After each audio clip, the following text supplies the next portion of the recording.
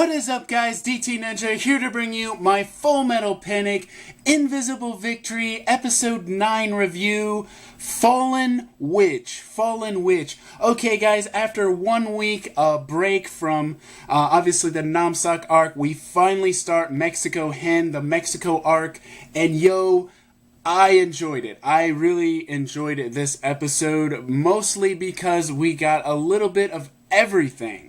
Was it perfect? No. But it did get me excited for this arc because it did focus on all three characters, Kaname, Sosuke, and as well as Tessa. So we did get a little bit from each part from them. So that was really great. Also, we got some awesome action. You cannot deny the action for the animation team here. They did an incredible job. So Mithril is in a battle with Amalgam. Urzu 1 Ben Clouseau comes out with his black M9. Yo, looking freaking epic. Using the monomolecular cutter.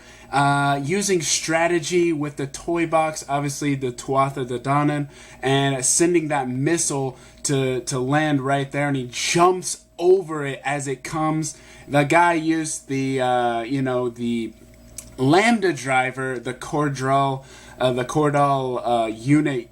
Enemy unit used the Lambda driver. However, he was not expecting the knife to be thrown right at him, and it cuts him in half. That was freaking awesome. I loved it. That was freaking great. Tessa showing her fiery spirit, yo, again, mouthing off and telling Fowler to go F off, right? And that was just awesome. They didn't, say it that explicit, but it was awesome seeing her, riled up. That was really great, too. Sosuke remembers the nightmare images from the past, 4 months, okay? He remembers Kaname leaving him. He remembers fighting off all those AS units in Namsak. He remembers Nami dying in front of his eyes, waking up. And he remembers Lemon, obviously, as well, as he came to his rescue. So seeing him wake up from that nightmare, that's what I wanted to see, more in the last arc. So that was a great scene. I really like that. Also, seeing Kaname actually remember that Sosuke, remember Sosuke. She uses the ketchup on her, her omelet that she makes to remember him by. So that was really awesome to see as well. So those were some memorable scenes that I really thought this episode did a good job on.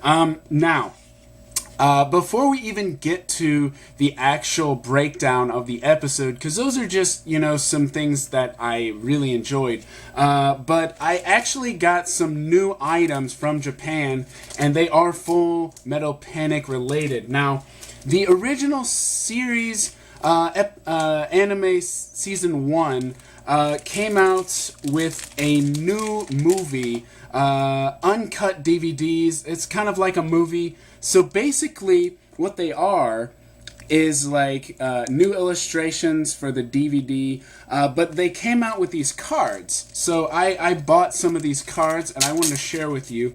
They're called Bushi Road slip cards. I think they're actually, I'm not exactly sure because it's not a real card. It's more like a sleeve. So you actually can put it in a sleeve. But anyways, you can see it's really neat. The illustration is really nice. Now, when you buy them, it comes with like 60 of them. So I have 60 of these things. And obviously you can see it has Kaname, it has Sosuke, and Gaurin, and his AS unit there. You can see, so all of these are the same thing, but the illustration is really neat. So I wanted to share this with you guys. Pretty cool. But the thing is, you can't buy just one. You have to buy all 60, to get it. So, but it's still really cool. And I did buy a box for it. So, I will have a collector's box that goes with it. Now, I'm not sure if I'm going to get all of them. But I'm getting one box so I can fit all these in the box. I do have a box that I can put them in, but the collector's box is pretty cool because it basically has this artwork as well. But really cool. You know, you got Kaname, Sosuke, and Gaurin and his AS unit there. So really neat. Yeah, so that's the first one. This is Girl Meets Boy. This is the very beginning of the series where Sosuke is off on the trip with you know, his classmates, and you know, the plane is hijacked, and that's when Gaurin, you know, takes over the plane. He also kidnaps, you know, Kaname. That is this part of the series, so really neat. And then I also have a DVD illustration number 2, and that is One Night Stand, which is the part where Tessa and Kaname meet for the first time, and they fight using their you know, their whispered powers against these behemoths. So you can see this one has all 3 of the units, you know, Urzu 7 as well as the others, Urzu 6 and Mao Urzu 2. So you got all of them there with the behemoth in the background. So that's pretty cool. And again, it comes with 60. So, but in order to get them, you have to buy all 60. But anyways, pretty cool as well. And like I said, these are DVD cover illustrations. They're just in like a card form. It really is a sleeve. It's not like an actual card, but it does look like a card. But they are really neat, so I decided to get them. So that's the second one. And then the third one is probably my favorite. That's Into the Blue. Now this one is interesting because if I recall, I can't remember if Leonard is actually introduced in season 1 or not, but in this illustration it shows him in the background, and look at that background, really awesome. You got all Kaname, Tessa, and Sosuke there, and then you got Leonard in the background. And Into the Blue is the very end of season 1, where he fights off Gaurin in the finale. So that is really cool. I love this one, and again, I bought all 60 because you have to buy the whole set in order to get one of them. So, but anyways, I wanted to share that with you guys so I can show them one more time. This is, you know, boy meets girl, girl meets boy. The very beginning of the series, and then this is One Night Stand. Really neat. And again, Into the Blue. Into the Blue. So I can show them all here so you can see they're pretty neat. So I got all 3 of them here. Let's see if I can. Yeah, there we go. That's what I was trying to do. So you got 1, 2, and then 3. So anyways, I wanted to share that with you guys before I start my breakdown of the video. So let's get to the actual episode review. Now, this episode had a lot of things that I was a little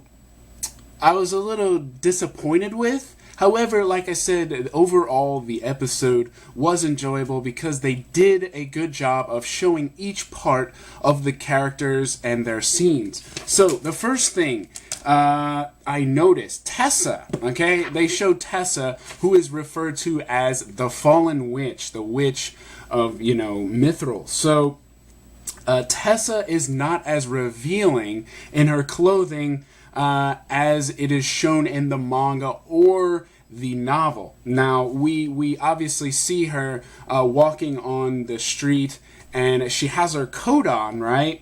But it doesn't actually show, like, her clothes are, you know, torn or anything like that. We don't actually see any of that. So it's a little more like, it's hard to believe that she was abandoned in the first place, because in the manga and in the novel, you can see, look at this.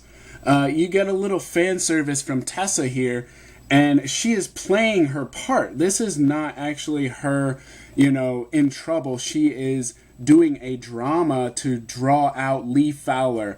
So I was a little disappointed we didn't get to see this fan service from Tessa. Obviously, it didn't show it because by the time it could show it, she was already in the hospital and she had the garment on from the hospital. So it was a little disappointing. We didn't get to see this part.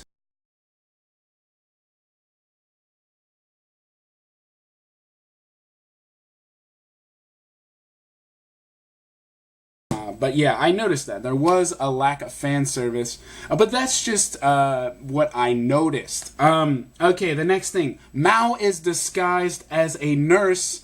Okay, but her outfit is different from what I imagined it would be. Now, maybe this is what Gato's vision was, but I was looking forward to seeing this one again. Okay. This one, where she is actually in the white nurse outfit. Let me see if I can get a closer look here. So right here in episode 8, I believe it is, she is in a nurse outfit. And Gato actually says it's one of those scenes he really enjoyed, helping out them, with the anime. So I'm a little confused why they didn't do a little bit more with it. Because she's in a blue nurse outfit. It's not that bad, but this one was wow. This one was great. I was looking forward to seeing this one again in the anime. So, on that note, I was a little disappointed with that. So I'm going to show you that scene because that one, it clearly looks like a white nurse outfit to me. I mean, and she's looking a little sexy there. So we didn't get that reveal either. It was more of a serious moment.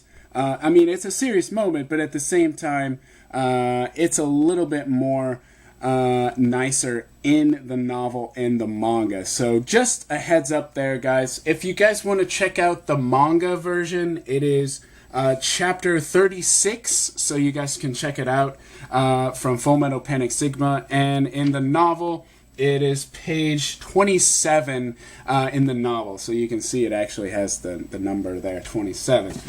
Okay, besides that, Tessa has this moment after Mithril defeats, that Kodral unit from Amalgam. She has this moment where she gets a phone call from Fowler, and she says these words. She says, I hate pieces of shit like you who pretend to be nice. Now, in the novel and manga, it's more explicit. She uses the F-bomb.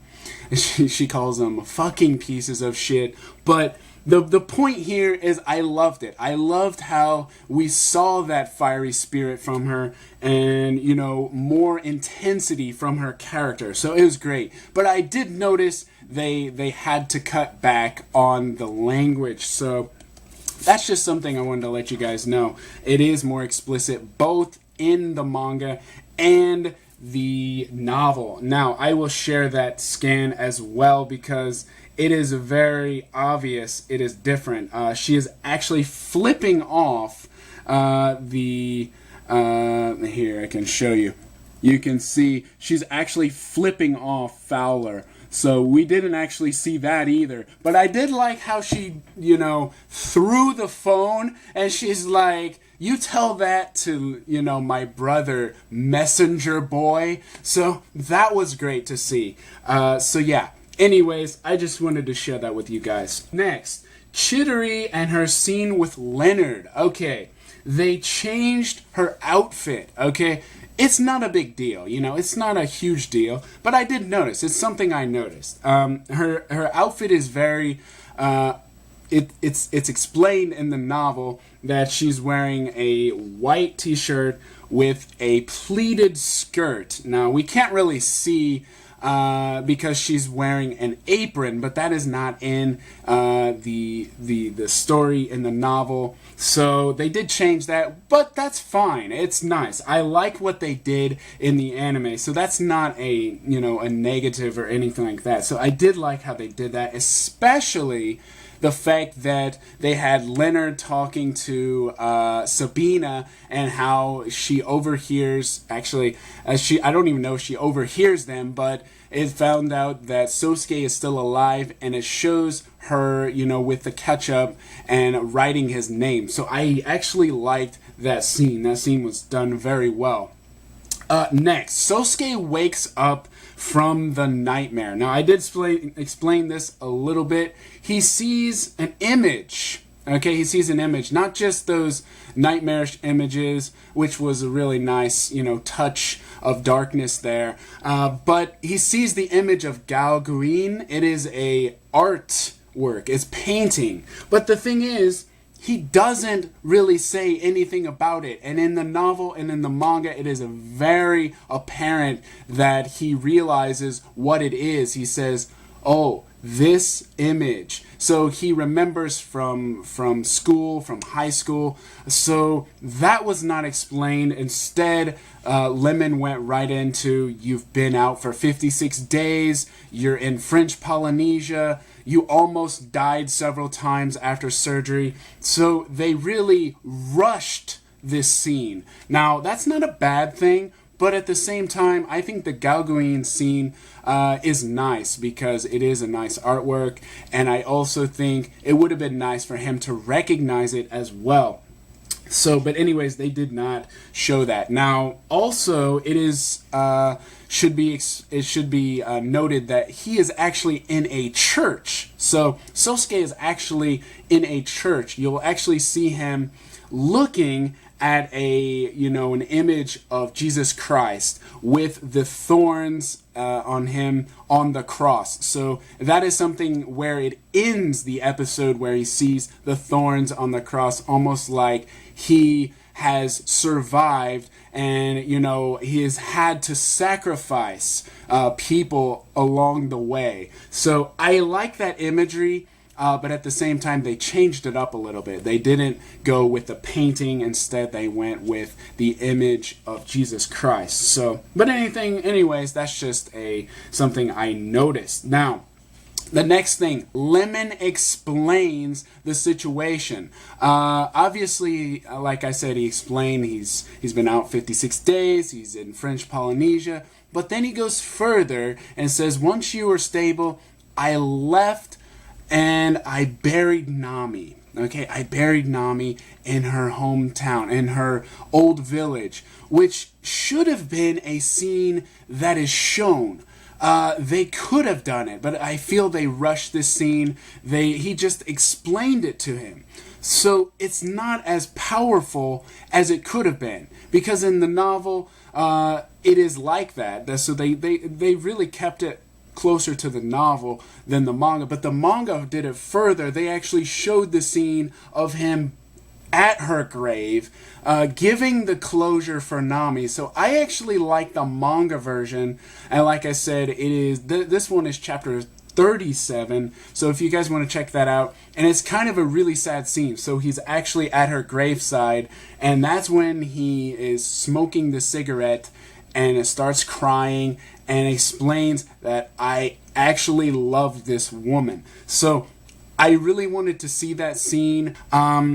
Like I said in the last episode, I felt that scene between Kaname and Nami is very critical because it is a dream she's having, but at the same time, Nami is passing on to the next world, right? So at the same time, Sosuke is struggling. He's dying at that moment. He recalls the image of Kaname. He calls out to her. That was the very perfect place to put that scene where they are, so then she could have the proper closure. I mean, that would have been a powerful scene. But no, they didn't do it. And this is the problem. They didn't even do it in this episode either. They skipped over it.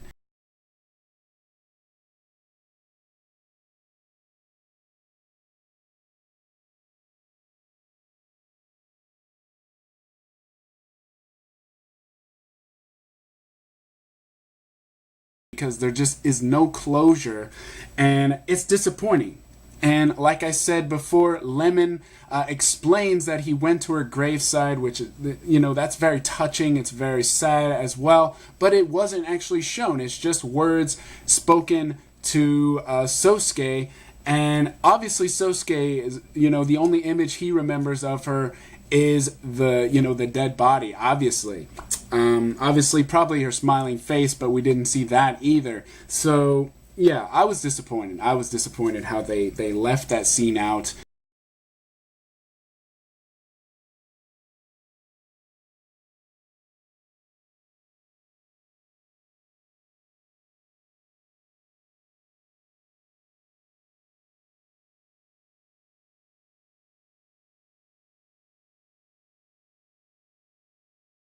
On to the next thing, guys.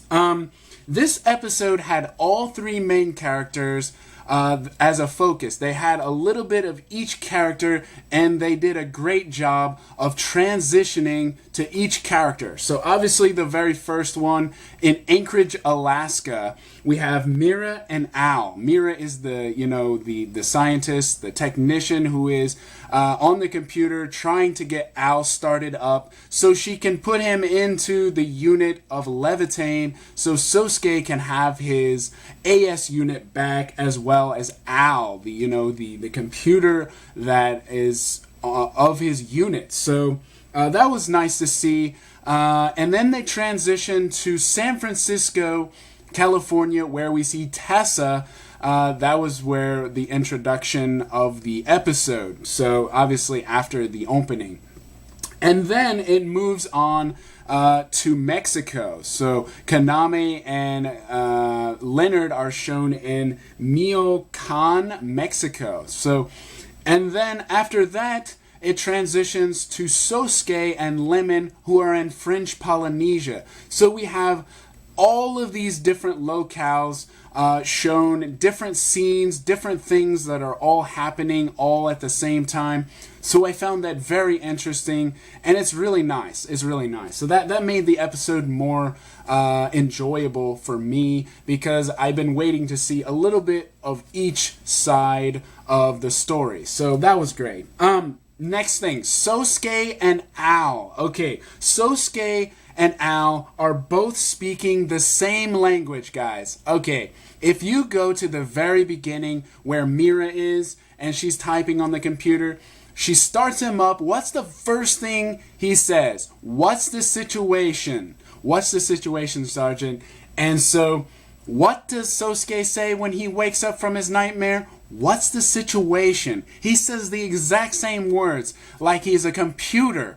And I want to point this out because I did an entire video on this, but they are somewhat connected. They are somewhat connected. So I found that very interesting that they made it apparent that they have this connection, this deep connection, and I did notice that. So that was very interesting to me. So that's pretty much it for my review. I thought this episode was pretty good. I thought it was pretty good. I'm going to give it an 8.5 out of 10 for the freaking epic action. Obviously, Ben Clouseau coming in with a monomolecular cutter, tossing it, cutting the enemy AS unit in half, using the strategy with the Tuatha De Danann. That was brilliant. I thought the fact that Tessa showed a more intense character, showing her spirit, as in the words of her brother, that was awesome. Obviously, seeing Sosuke waking up from his nightmare, realizing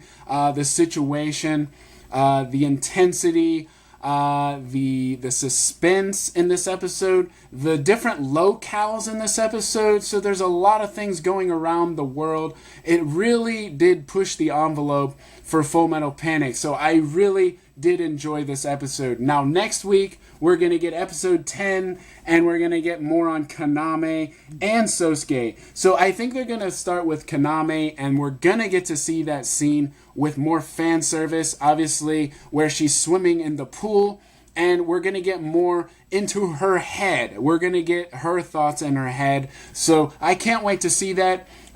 So yeah, I hope you guys enjoyed my review, and I will see you guys in the next one.